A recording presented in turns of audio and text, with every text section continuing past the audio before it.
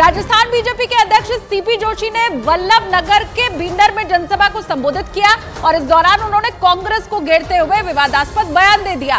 उन्होंने ये कहा कि जिन लोगों को अब तक जय श्री राम बोलने में तकलीफ हो रही है, तीसरी बार नरेंद्र मोदी प्रधानमंत्री बनने वाले हैं और इसके बाद बाबर का बच्चा बच्चा भी जय श्री राम बोलेगा। जो लोग अभी तक जय श्री राम बोलने में जिनको तकलीफ हो रही है, तीसरी बार मोदी जी प्रधानमंत्री बनने वाले हैं, बाबर का बच्चा बच्चा भी जय श्री राम बोलेगा। मैं दावे के साथ कह सकता हूं कि बाड़मेर में रविंद्र भाटी के लिए लोगों की दीवानगी किस कदर है, ये उनकी सभाओं से साफ दिख रहा है। हैरत की बात तो यह कि बाड़मेर लोकसभा सीट से दावेदारी पेश कर रहे 26 साल के रविंद्र भाटी अभी कुछ महीनों पहले ही पहली बार विधायक बने और बाड़मेर की शिव विधानसभा से भी उन्होंने 2023 के दिसंबर में हुए चुनाव को निर्दलीय प्रत्याशी के तौर पर ही जीता था।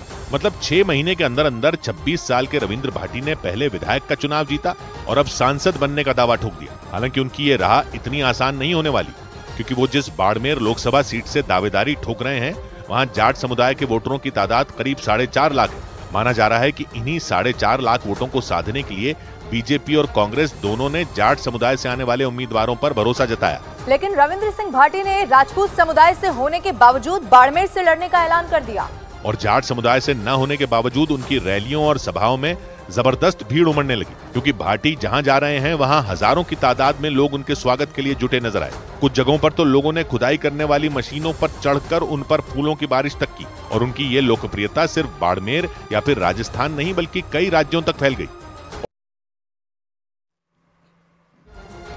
टाटा टी प्रीमियम देश की चाय करता है देश के हर वोटर से एक अपील। इस बार देश के साथ नो कॉम्प्रोमाइज। इस चुनाव में वोट जरूर करें।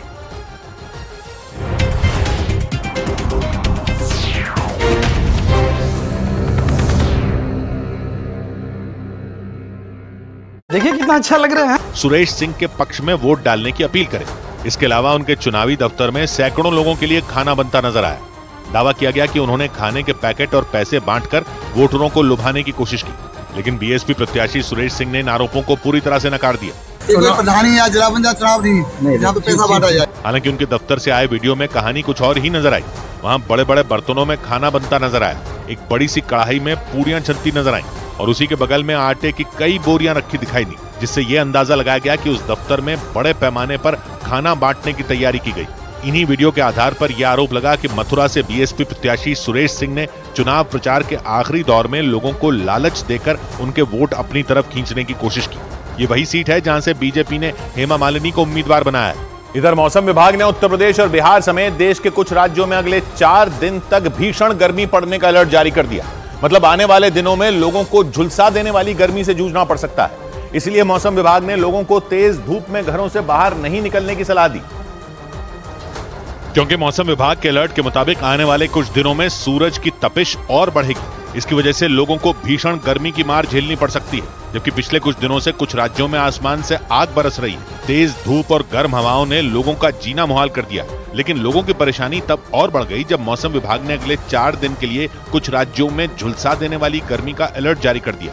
मौसम विभाग के मुताबिक 24 से 27 अप्रैल तक उत्तर प्रदेश, बिहार, पश्चिम बंगाल और ओडिशा में भीषण गर्मी के साथ लू चल सकती है। अलर्ट के मुताबिक उत्तर प्रदेश के करीब 50 जिलों में लोगों को लू के थपेड़ों का सामना करना पड़ सकता है। हालांकि पंजाब और हरियाणा में गरज और चमक के साथ बारिश होने की संभावना जताई गई, जबकि मौसम विभाग ने आने वाले दिनों में दिल्ली में गर्मी बढ़ने का अनुमान जताया। लेकिन पहाड़ी राज्य जम्मू कश्मीर, हिमाचल प्रदेश और उत्तराखंड में 26 अप्रैल तक हल्की बारिश और बर्फबारी की संभावना जताई गई। लेकिन इस बीच दिल्ली और उसके आसपास के इलाकों में अचानक मौसम बिगड़ गया। धूल भरी आंधी की वजह से विजिबिलिटी बेहद कम हो गई, जिसे देखते हुए दिल्ली आने वाले कई विमानों को दूसरे शहरों में डायवर्ट कर दिया गया। क्योंकि अचानक आई आंधी की वजह से दिल्ली एनसीआर के ज्यादातर इलाके धुंधले हो गए। धूल और मिट्टी की वजह से कुछ मीटर तक देख पाना भी लोगों के लिए मुश्किल हो गया। इसी वजह से एहतियातन दिल्ली आने वाले कई विमानों को दूसरे शहरों में डायवर्ट कर दिया गया, जबकि दिल्ली से उड़ान भरने वाली कई फ्लाइटें लेट हो गई। हालांकि आंधी के बाद दिल्ली और उसके आसपास के इलाकों में हल्की बारिश भी हुई, जिससे लोगों को गर्मी से राहत मिली, क्योंकि पिछले कुछ दिनों से दिल्ली एनसीआर में भीषण गर्मी पड़ रही थी। यहाँ तक कि रात का तापमान भी काफी बढ़ा हुआ था। हालांकि मौसम विभाग ने अगले कुछ दिनों के लिए दिल्ली समेत कई राज्यों में हीट वेव और लू चलने का अनुमान जताया। उधर बिहार की हॉट सीट पूर्णिया से निर्दलीय प्रत्याशी पप्पू यादव ने बी टीम के आरोप पर तेजस्वी यादव को जवाब दिया। एक दिन पहले तेजस्वी यादव ने पूर्णिया से आरजेडी की प्रत्याशी बीमा भारती का चुनाव प्रचार किया था और बिना नाम लिए पप्पू यादव पर निशाना साधा था। और पप्पू यादव ने तेजस्वी को उसी हमले का जवाब दिया।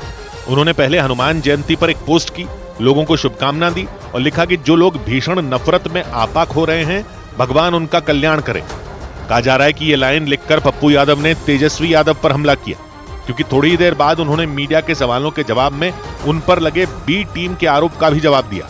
मर्ज करने बोल रहे थे पिता और बेटे, और मधेपुरा सुपौल ले लेने की बात कही, तब हम बी टीम में जाने हैं।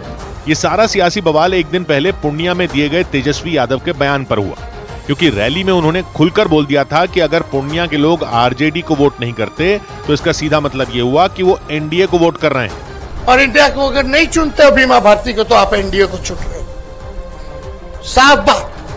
माना जा रहा है कि तेजस्वी ने यह बयान देकर पूर्णिया के लोगों को पप्पू यादव को वोट देने से रोका था, या यूं कहें कि इशारों में उन्होंने पप्पू यादव पर बीजेपी की बी टीम होने का आरोप लगा दिया था और लोगों से केवल और केवल आरजेडी को वोट देने की अपील की थी, क्योंकि बिहार की पूर्णिया सीट वो सीट है जहां पप्पू यादव के मैदान में उतरने से मुकाबला त्रिकोणीय हो गया और बिहार के सीमांचल इलाके की सीट पर जीत की उम्मीद लगाए बैठी आरजेडी के सामने चुनौती खड़ी हो गई। क्योंकि माना जा रहा है कि आरजेडी को उम्मीद थी कि इस बार पूर्णिया में सियासी समीकरण अलग होंगे, लेकिन पप्पू यादव ने निर्दलीय चुनाव लड़ने का फैसला करके सारा हिसाब किताब ही बिगाड़ दिया और आरजेडी ने उन पर बीजेपी की बी टीम होने का आरोप लगाया। 2019 के चुनाव में पूर्णिया में एनडीए के प्रत्याशी संतोष कुमार को 6 लाख से ज्यादा वोट मिले थे और कांग्रेस के उम्मीदवार उदय सिंह को 3.5 लाख के आसपास वोट मिले थे, यानी एनडीए प्रत्याशी करीब 2.5 लाख वोटों के अंतर से जीते थे। लेकिन अटकलें लगीं कि इस बार महागठबंधन ने वोटों का यह अंतर कम करने के लिए पूरी प्लानिंग की थी और पप्पू यादव के कांग्रेस में शामिल होने तक पूरा प्लान सही जा रहा था। लेकिन पप्पू यादव के पूर्णिया से लड़ने की जिद ने आरजेडी, या यूं कहें कि लालू यादव और तेजस्वी यादव की पूरी प्लानिंग पर पानी फेर दिया और पप्पू यादव की वजह से बिहार की पूर्णिया सीट हॉट सीट बन गई, क्योंकि उन्होंने पूर्णिया की लड़ाई को त्रिकोणीय बना दिया। साथ ही आरजेडी का MY समीकरण बिगड़ने का खतरा भी बढ़ गया, क्योंकि माना जा रहा है कि पप्पू यादव इस सीट पर आरजेडी के वोट बैंक में सेंध लगा सकते हैं और इससे आरजेडी की बीमा भारती को नुकसान हो सकता है। और इसी वजह से तेजस्वी यादव ने पूर्णिया में धुआंधार रैलियां की। पूर्णिया में 26 अप्रैल को मतदान होगा और मतदान से 4 दिन पहले तेजस्वी ने एक बार फिर पप्पू यादव के खिलाफ वोट की अपील की, या यूं कहें कि मंच से इशारों में बोल दिया था कि पप्पू यादव बीजेपी की बी टीम है और इंडिया को अगर नहीं चुनते बीमा भारती को तो आप एनडीए को चुन रहे हो, साफ बात।